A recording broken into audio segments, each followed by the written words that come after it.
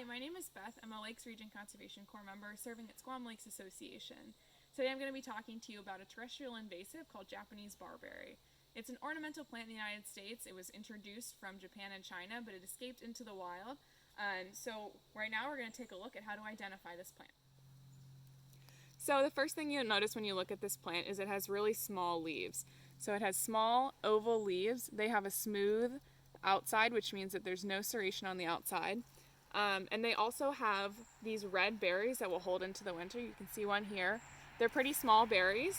Another great characteristic to identify these is they have a single thorn.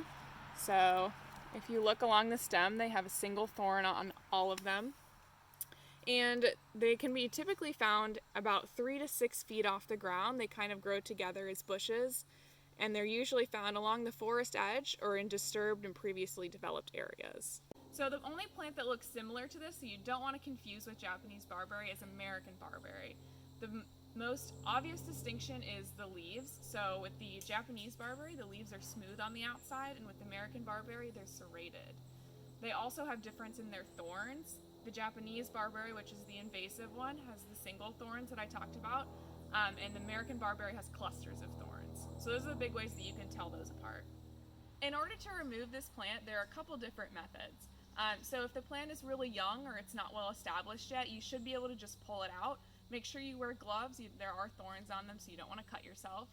If it's more established, like these guys, you might have to dig it out using some sort of shovel or thing like that.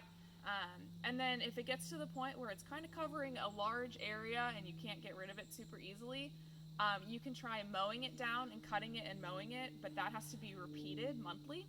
So that's more of a long-term solution.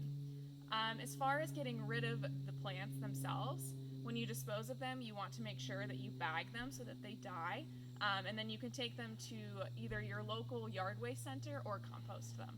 So now that we've looked at how to identify and remove Japanese barberry, you can go ahead and remove it from your own land if possible, and if you find any on SLA managed lands, be sure to let us know.